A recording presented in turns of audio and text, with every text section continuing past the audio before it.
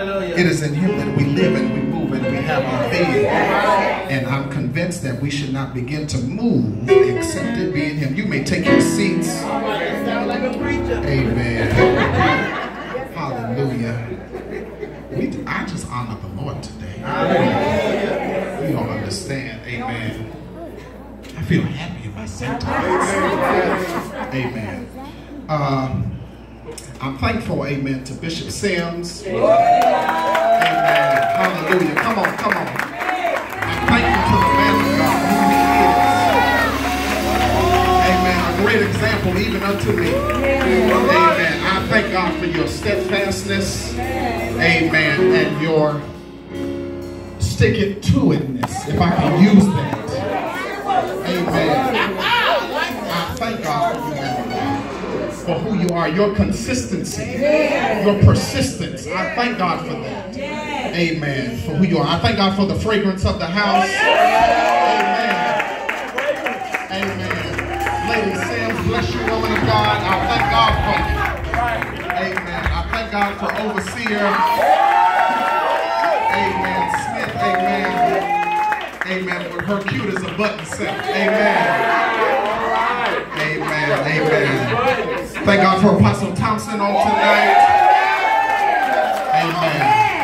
And for this panel of speakers. Amen. I thank God for you. Amen. Evangelist Sims, Evangelist Kit. Amen. To God be the glory. Amen. All right, Jesus. All right. Woman of God, I just met you first time in the bank. But the Lord told me to tell you that he's getting ready to step in your finances. I know that's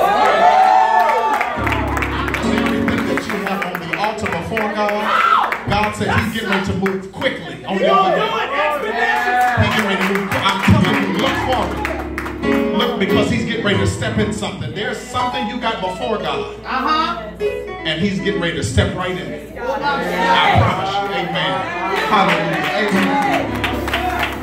Amen. Amen. Deliverance from stereotypes. slow right there, sir. Amen. Deliverance from stereotypes.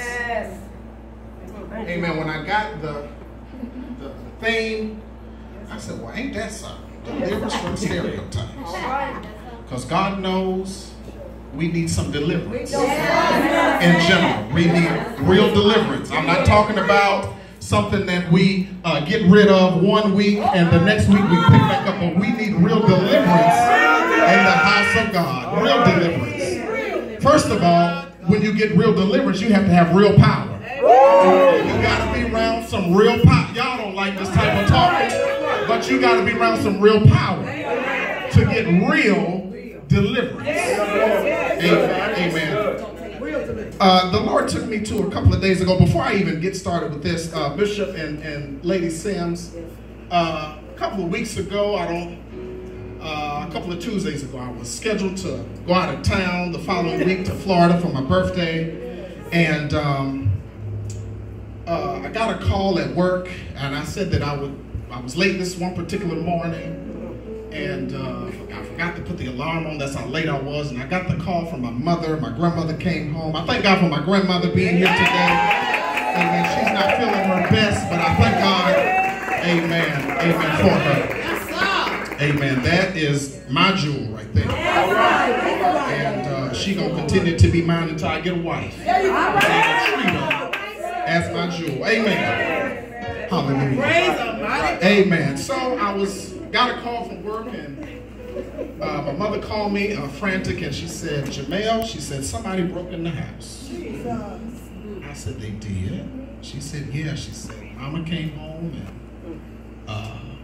things were missing. The door was unlocked, and my room was just in shambles, and everything like that. So I rushed home and go look in my room, and it's tore up.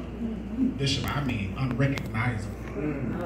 And I said, well, all right, God. So I just sat there and didn't touch anything, as the police instructed us to do. Don't touch anything. They came in, dusted for fingerprints and different things like that. And he said, we didn't find any fingerprints, but we found a shoe print. I got home, and there were 3 chairs up to 3 separate windows. And because they couldn't get in the kitchen and because they couldn't get in my grandmother's bedroom, they pushed the air conditioner in the living room. And Bishop, I had just said I'm going to take it out because, you know, it's getting a little colder. And, you know, so the enemy tried that. And so after the police left, I sat on my bed and looked out the window. And when I looked out the window, the Lord reminded me of the scripture that says, when the thief is found, he has to bring it back 7 times. All right. So I said, okay, God, I'm waiting on my 7. I'm waiting on my 7. Amen. The Lord told me, he said, I didn't want you to go to Florida.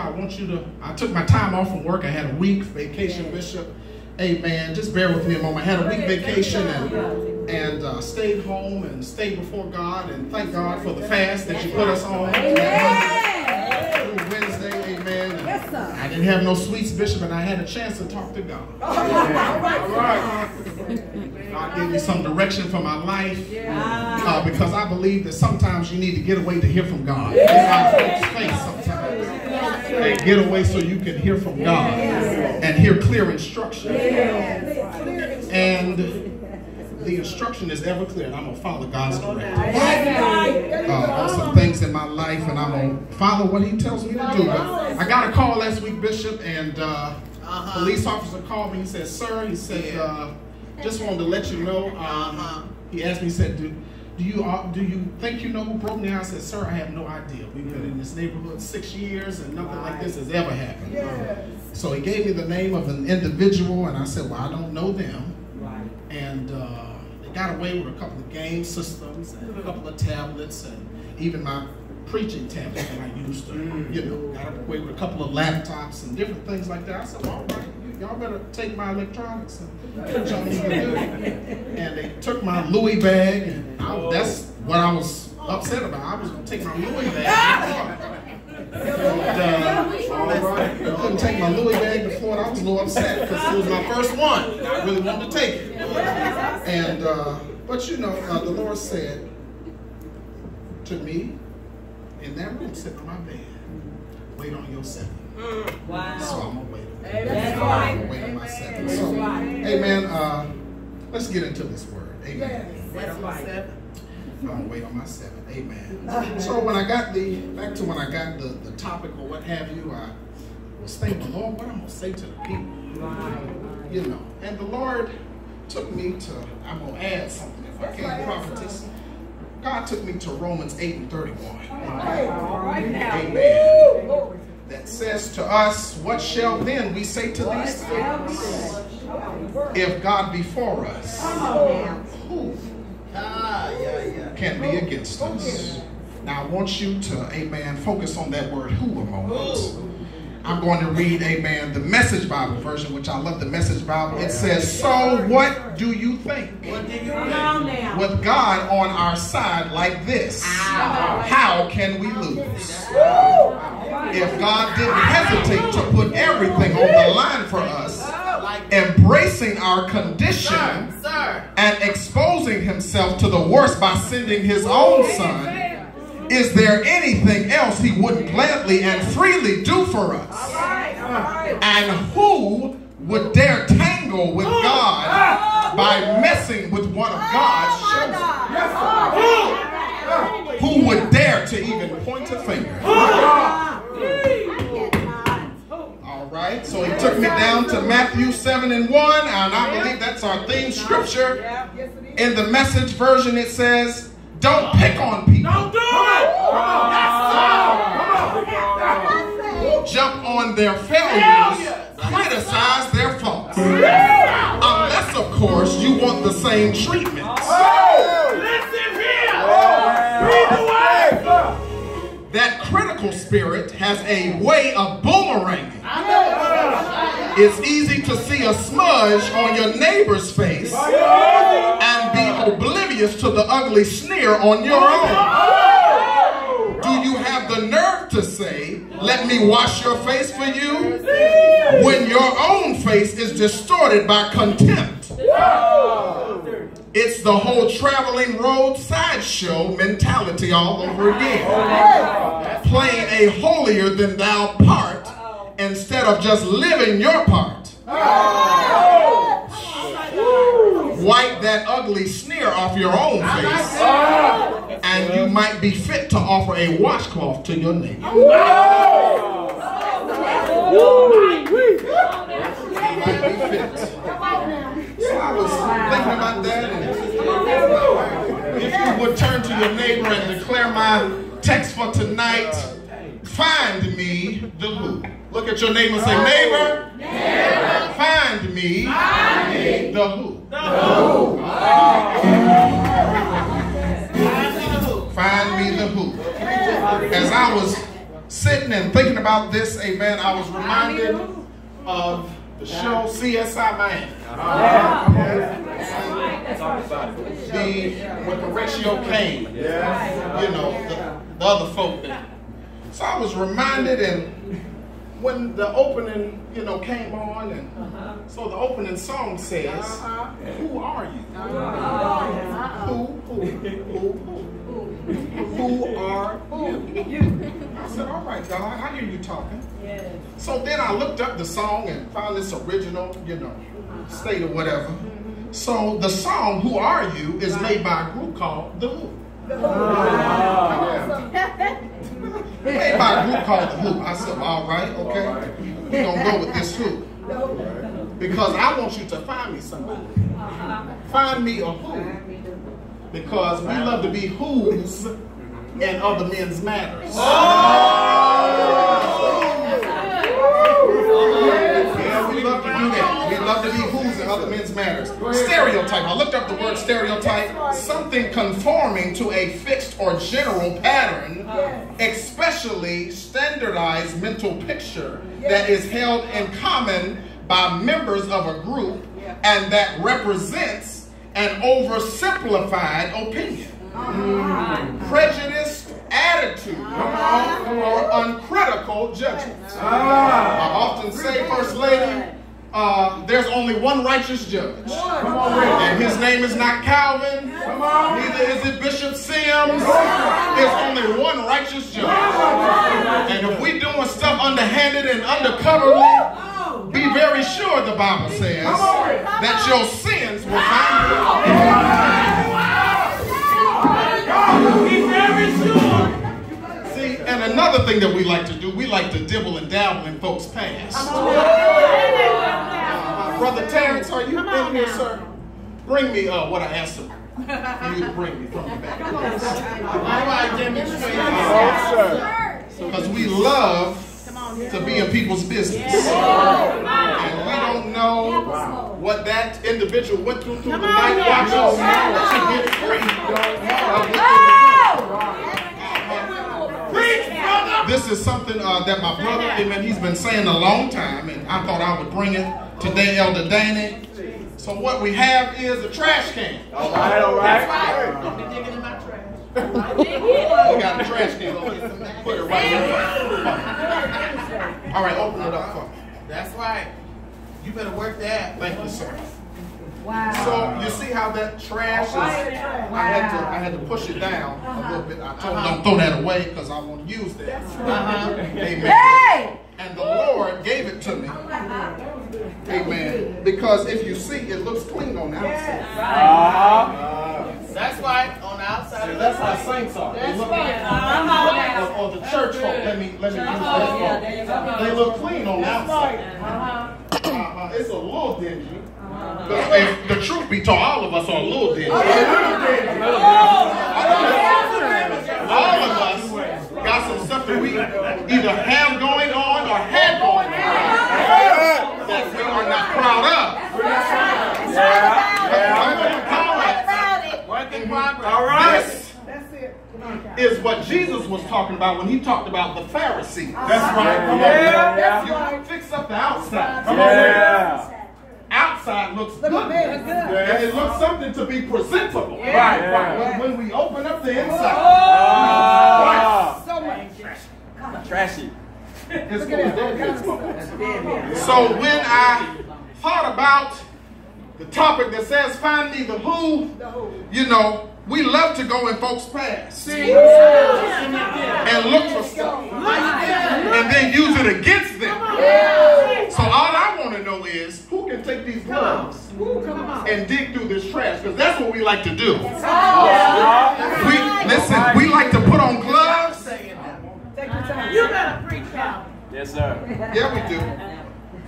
Like to put on gloves. That's right. We like to. Yeah, we do. Come on. Listen, I don't care. You can be mad, but we like to put on gloves.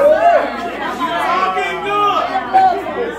Demonstrate. Demonstrate. Come on, sir. Sometimes. Put it on.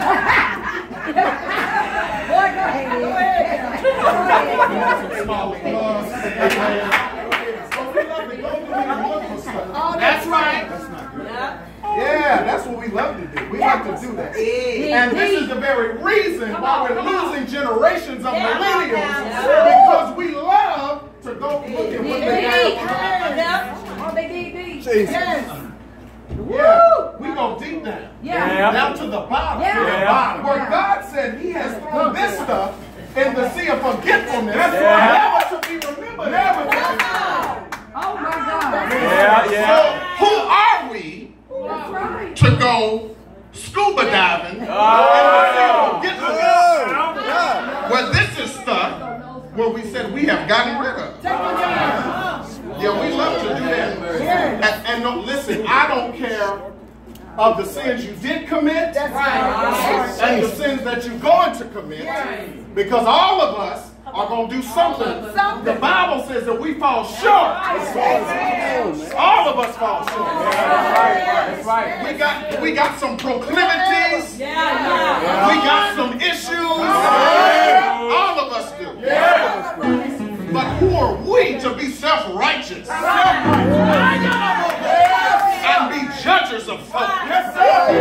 Who gave you the right to judge?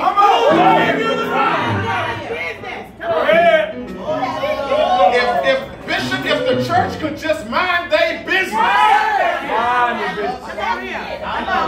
Now, I'm not talking about folk that are genuinely concerned. There's a difference between being genuinely concerned and then there's a difference in just being nosy. Come on now. And messy. Listen, there's some messy folk in the house of God. Listen, we can't even do nothing without people thinking another way about what's going on. That's right. Lord, that's some good stuff. Thank you, Brother Terrence. Can you take this? That's good. And if you put me, thank you, sir. I appreciate that. But this is what we do. That's good. We like to go in folks' past and look at stuff. Because after a while it stinks. And then the thing that I like about it, because in the summertime when we let trash sit, it develops maggots and it stinks. And they tell me maggots feed on living flesh. So if you're looking at my stuff, be very sure you're gonna come up with maggots, and they're gonna eat your flesh. No matter what we've done and what we into, there's enough blood to cover it up.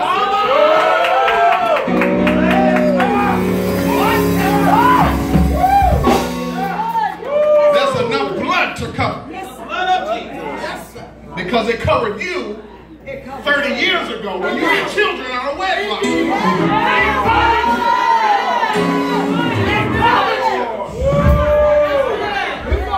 The same blood covered you. But because it's not prevalent, and like you said, Bishop, we have social media, so folk use that as an outlet for stuff. 30 years ago, there was no social media, but there was the church. But now, because we're in the era of social media and stuff gets put out, we look down our nose at folk.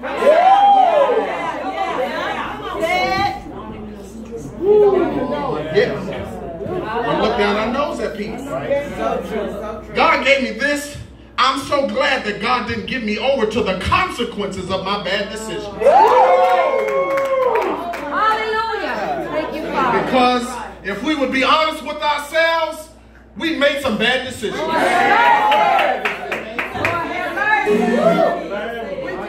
And we're still making some bad decisions. And then we get mad when those decisions backfire on us. That's why I thank God for good leadership. Amen. Thank God for good leadership. Amen. Because they will help point you in the right direction. Amen. And it's up to you whether you want to listen. My grandfather had a saying, "Sir, the more I talk to you, the dumber I get." And Pastor David, it took me a while to figure out what that meant. Amen. But when I started hitting my late 20s, I just turned 31 last Friday. Praise God. Amen. So when I started hitting my late 20s, it took me a while. I was in the room and I heard it somewhere else. Oh, then the light came on. So that means he keep talking to me and I'm not changing. So I'm dumb enough to keep talking to you.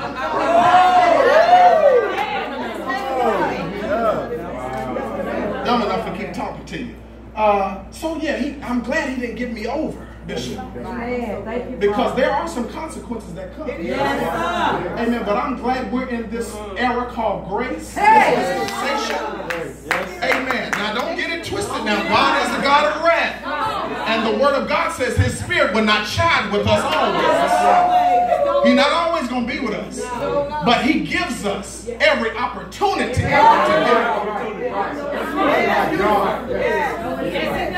and when opportunity and time meet, y'all don't understand what and time meet, when they hit a head-on collision, won't our lives be better when they meet? Amen. I thank God for sending his son to die on a cross for all the stuff I would ever do. Ever do. No matter much you have done, no matter much you have, whatever you've done, there's enough blood to cover it. There's enough blood. Because the Bible says without the shedding of blood, there will be no remission of sin. So I'm so glad that Jesus was hung up for my hang-ups. Because I have some hang-ups. What you see in front of you is not always what is. Listen, there's sometimes where I don't want to be an elder. If we would be true with ourselves, there's sometimes where I don't want to be an usher on the door.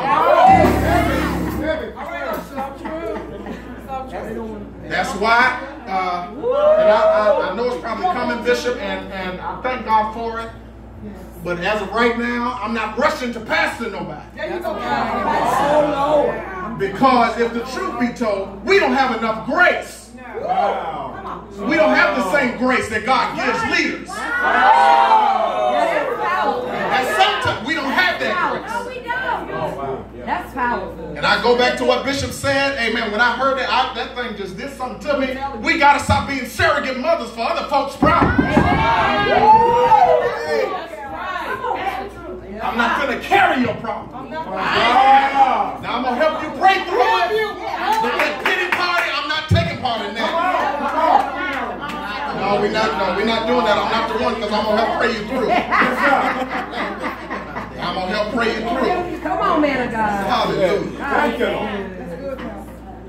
Amen. This is good, John Declare, I haven't reached my 15 minutes because y'all know I can't see. And then I'm going to say this and I'm going to sit down. And we as church folk, we love to put sin on the totem pole.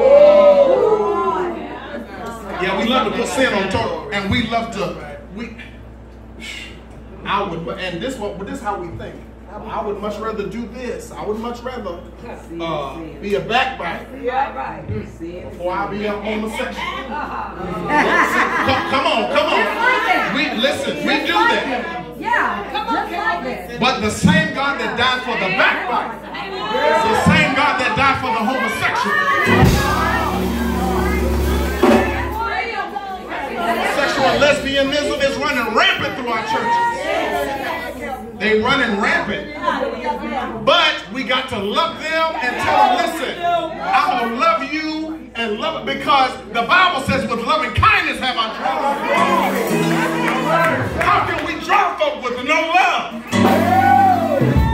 In an era in the house of God where love has waxed cold, the Bible.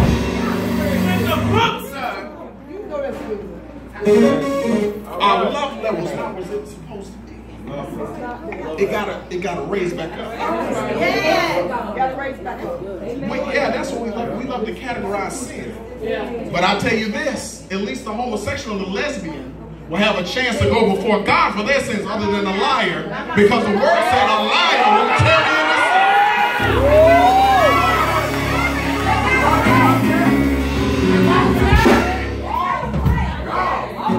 At least they can go before God and talk for themselves. But even when God get a sight of your judgment, don't send that, because he didn't come up here but lie. He gonna lie. And another thing, let us stop looking at folk when they come in the house of God. That's right. Listen, folk have past. Leave alone. If they gotta get to God, and if bishop or first lady or overseer has not assigned you to a person, leave them alone.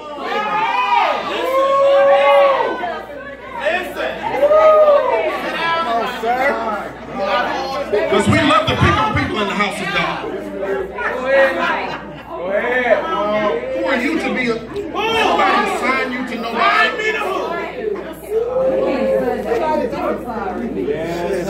But we do, this is happening right in the house of God. Right in the house of God. Amen. But let us raise our love level. Let us.